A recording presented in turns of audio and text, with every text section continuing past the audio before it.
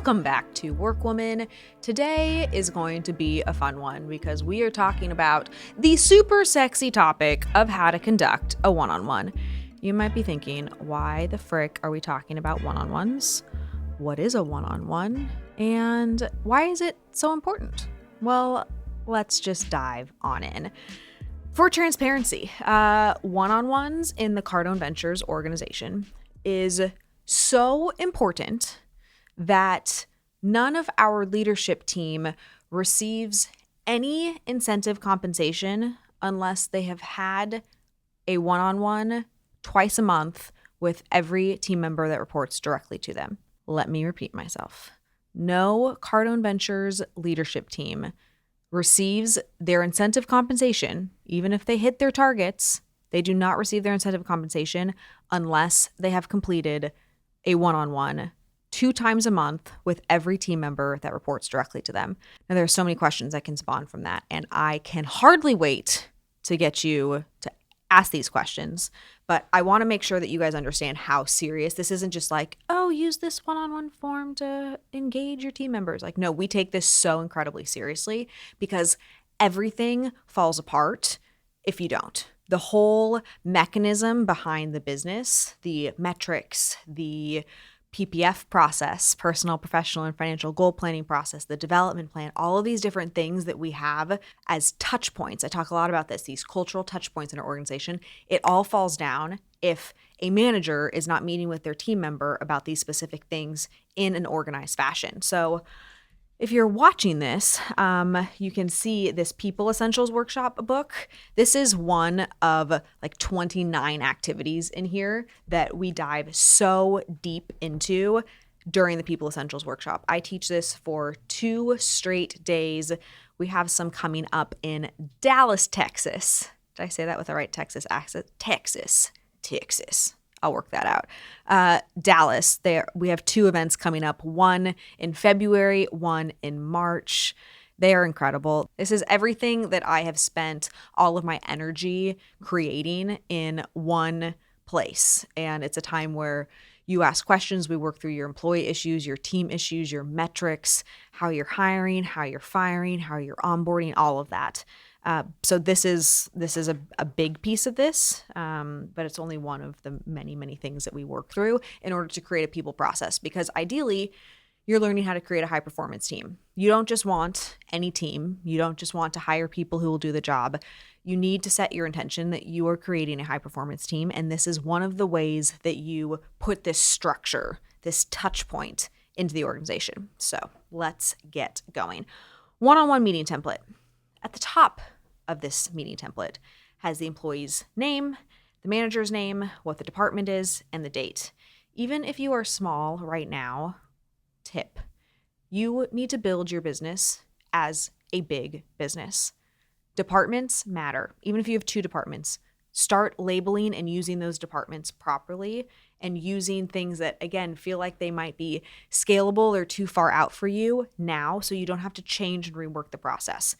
This scales: employee, manager, department, date.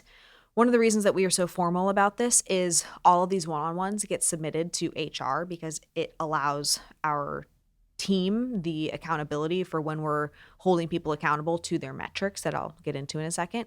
But all of a sudden, if you can show documentation that you've had multiple conversations about this is the metric, this is the underperformance of that metric, this was the plan, and none of these things are taking place week after week, then there's no issue with you terminating somebody because you've been so clear about what the process looks like. If you're not clear and then you just fire somebody, in some states, depending on where you are, you can absolutely find yourself in a lawsuit or a claim with a team member or past team member due to why you fired them. So this protects the organization as much as it is a mechanism inside the organization in order to enhance and create the culture that you're looking to create. So with that, first piece, actions taken. So I have to say the last piece in order to have the first piece make sense. So actions taken, there's a question under this that says, what action have you taken since our last one-on-one? The very last component of the sheet is action plan. So what are the steps and actions I will take after this meeting? These are all of the things that the team member writes down and commits to based on the feedback and what was worked through during the one-on-one conversation. So you start the next meeting with what are the actions that have been taken so that you can tie out, this is what was said, this is what was done. This should be fairly straightforward. One thing that I do want to mention is the team member is responsible for sending this document ahead of the one-on-one meeting. So I don't fill this out for the team members. They fill it out, they send it to me the day before so that I can review. It's so important to be able to prep and understand what type of conversation you're going to be having with the team member. If they're off on their metrics, you do not want to wait until the moment that they're in your office or you're having a virtual Zoom meeting where they've said this was the metric, I've fallen short. Like that should not take you by surprise in that moment. You should know, okay, this is what happened. This is where they're at. You can double check that information as well so that in the meeting you were using that so incredibly constructively. This is also why we don't have you do them every week. Like this is a concerted minimal 15 minutes. And I say minimal because the fastest I've ever gone through one of these was like 17 minutes. Minimally 15 minutes. You should target 30 to get through all of these things, but you are being so intentional about how this team member who has chosen this organization as the place to be coached in, as the place to be led in, as the place to have opportunity through, to be able to really structure time so that they can improve performance and they can enhance their skill set to drive value to your organization. If you're not doing this at this level of frequency or at this amount of intention, the question isn't why is your team not motivated or not doing the things you want them to do? The question becomes why are you not investing what you need to invest in your organization in order to make sure that people have the right amount of feedback? So with that, actions taken, very straightforward. They've either done the things that they committed to or they haven't done the things. If they haven't done them, hold them accountable. They said that they were going to do this. If they don't do it, they better have a good reason why. And if they do it, awesome. That's great. That's what the whole thing is intended to do.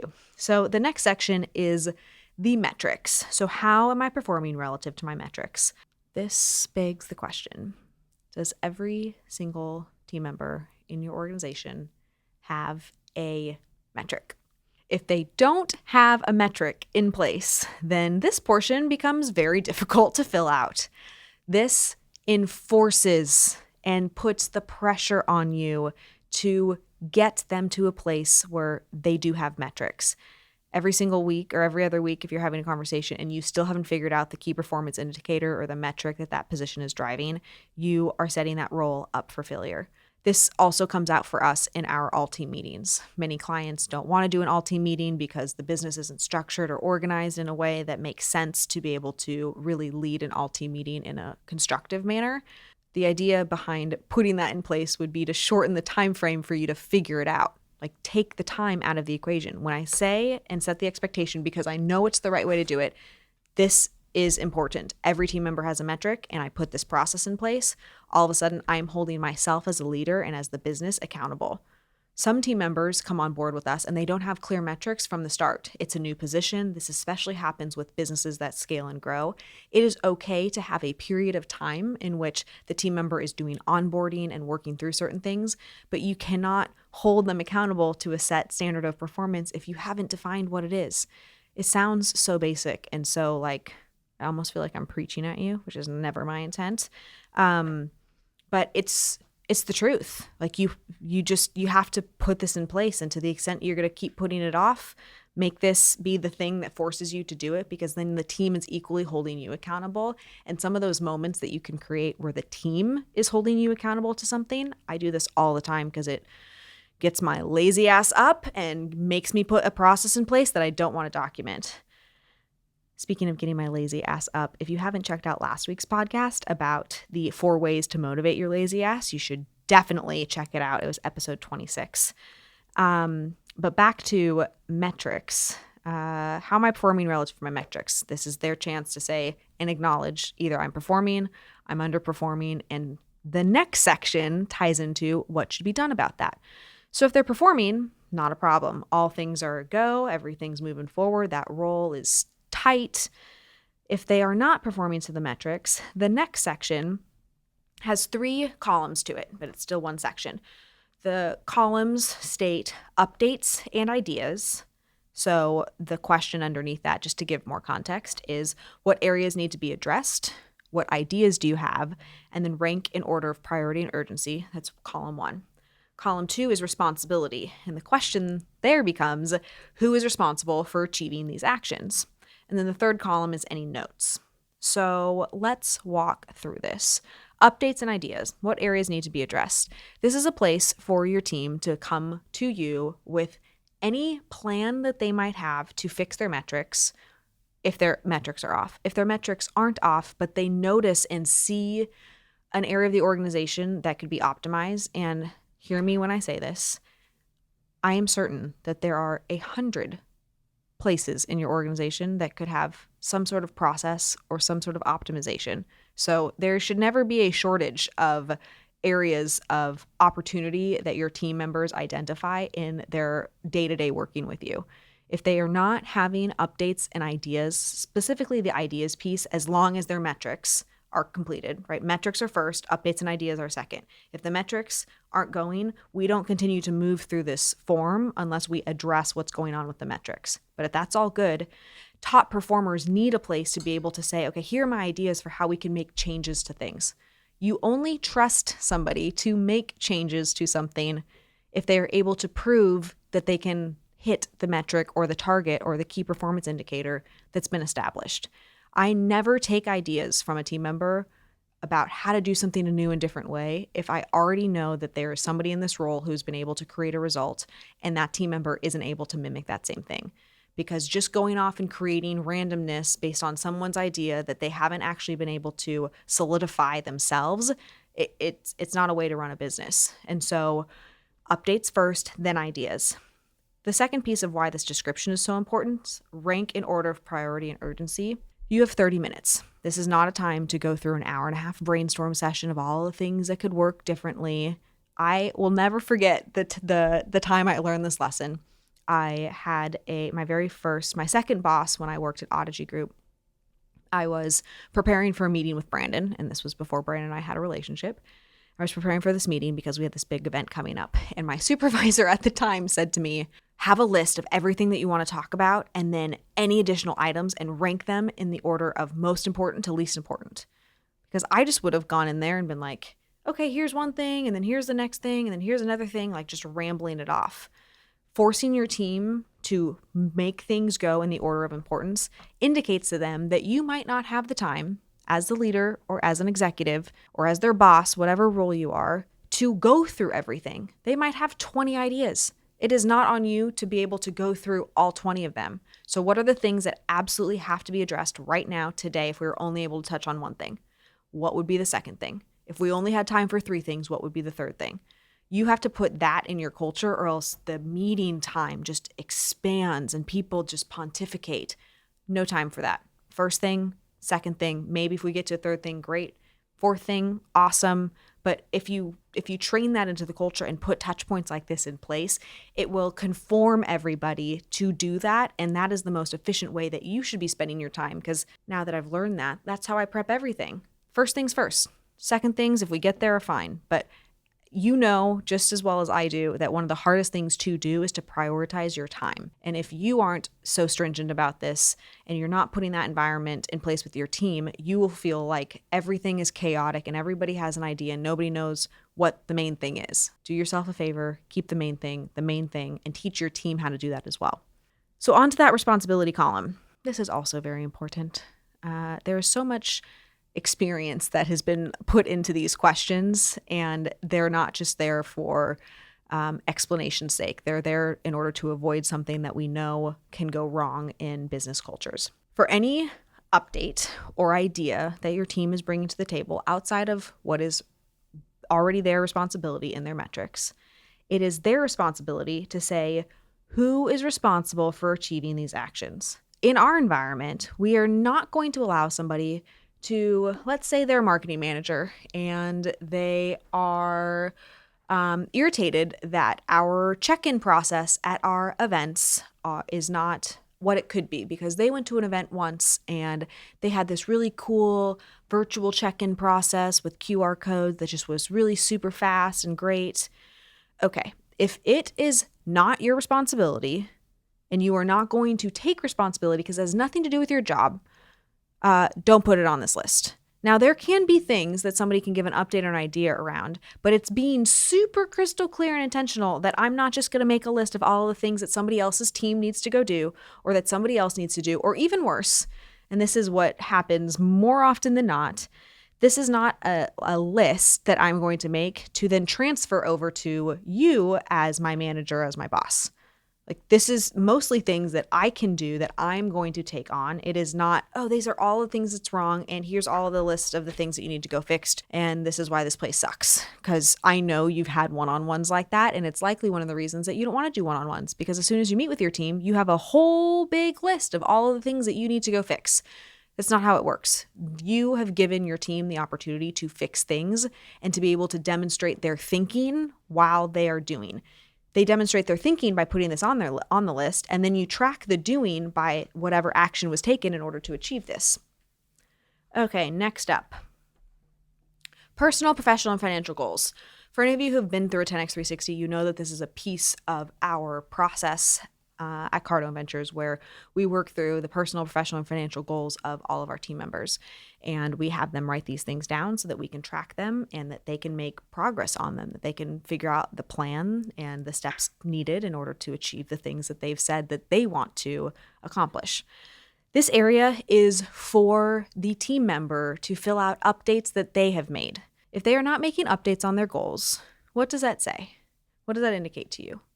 The things that are the most important to them that they have identified through the PPF process, if they are not using this to say, this is where I'm making progress, this is where I'm stalled, and use this time strategically, why are you delusionally thinking that they are in their homes, working from home, 8 hours a day, fighting for your goals when they aren't willing to put the energy and effort into putting action behind the things that they want and their goals?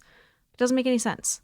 So this to me is the ultimate barometer and check into, are they taking this seriously? Are they taking themselves seriously? Because if they're not taking themselves seriously, I know there's no way that they're taking this department, this role, this business as seriously as I am and as they could be. So that's my indicator, like, okay, what type of coaching, what type of mentoring and motivation do they need? Again, you have to check out the last episode because it was all about how you use motivation when someone is stalled. And these PPF goals are a critical component of that.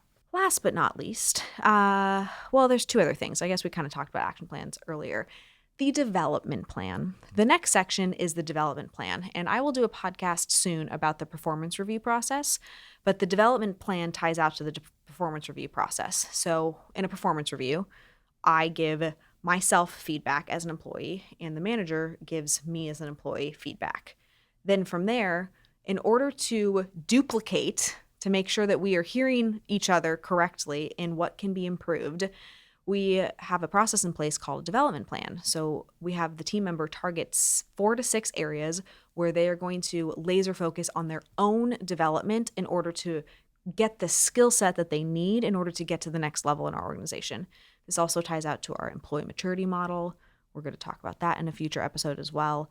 But this development plan is similar to the PPF process in that, okay, if I've said that I am a little insecure about my public speaking skills and I get really nervous and flustered, it causes me to give clients a bad experience or to not be as confident as I want to be with the team. If I've identified that, and then also through the development plan process said, okay, I'm going to commit to Toastmasters. I'm going to do it twice a month because, I'm busy, but this is something that's important to me. February rolls around, the third one-on-one of the year, and they have not gone to any Toastmasters all through the month of January and now starting February.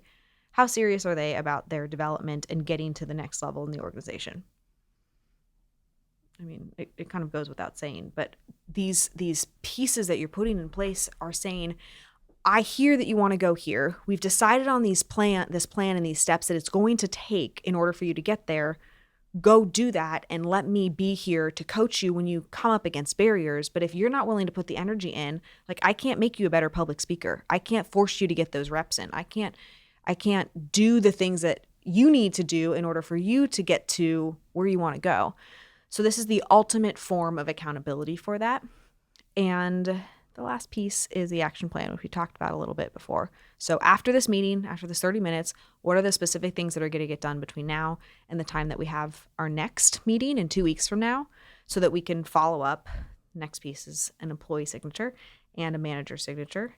And then you file it away and you rinse and repeat over and over and over again. And I promise you, one of the most rewarding things of being a business owner or being a leader is watching your team use this process, enjoy the process of being measured, being tracked, having these really tangible things that they can go do in order to improve themselves, and then experience a breakthrough to get them to that next level. This process works. We have used it time and time again. I highly encourage you, if you aren't already doing one-on-ones, do them. Commit to them. You do them first as the leader, and then you roll it out with your teams. And then once you've rolled it out with your teams, ensure that you have a process in place in order to make sure this is duplicated over and over again, in order for the rest of these pieces that we're talking about, PPFs, performance review process, development plan, all of those things, to really be held up and scale within your organization.